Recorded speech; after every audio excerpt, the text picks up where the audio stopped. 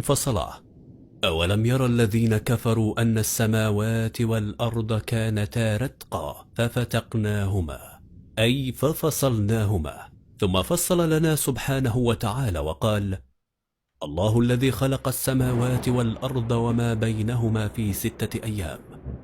ولكن القرآن الكريم لم يكتف بذكر هذه الحقيقة الكونية فقط، بل جاء بحقائق إضافية عن تفصيل هذه الأيام، حيث بدأ رب العزة في خلق الأرض ومدها ودحوها، أي بسطها وتسويتها في يومين 2، ثم خلق الجبال والهضاب والتلال وقدر أقوات الخلائق في يومين آخرين، ثم استوى إلى السماء وكانت دخانا متراكم فأحكمهن وسواهن 7 سماوات، وخلق ما فيهن من شمس وقمر ونجوم وكواكب وغيرها في يومين فقط.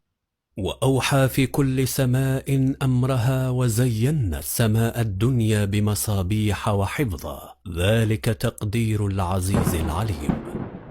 قل أئنكم لتكفرن بالذي خلق الأرض في يومين وتجعلون له أندادا، ذلك رب العالمين. وجعلنا فيها رواسي من فوقها وبارك فيها وقدر فيها أقواتها في 4 أيام سواء للسائلين. ثم استوى إلى السماء وهي دخان فقال لها وللأرض ائتيا طوعا أو كرها، قالتا أتينا طائعين.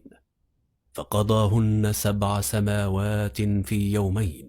وأوحى في كل سماء أمرها وزينا السماء الدنيا بمصابيح وحفظا، ذلك تقدير العزيز العليم. هذه الأرض التي جعلوها ذرة غبار هائمة في فضاء لا نهائي خلقها الله وحدها في 4 أيام من ال6. ألا يدلك هذا على أن الأرض عظيمة وكبيرة كالسماء، وأنها ليست ذرة غبار نشأت من بقايا انفجار عظيم كما يقولون؟ هل الأرض التي قرنها الله في معظم الآيات والسماوات والأرض وسع كرسيه السماوات والأرض، إن في خلق السماوات والأرض لخلق السماوات والأرض أكبر من خلق الناس، ولكن أكثر الناس لا يعلمون. هل هي ذرة غبار هائمة في فضاء لا نهائي؟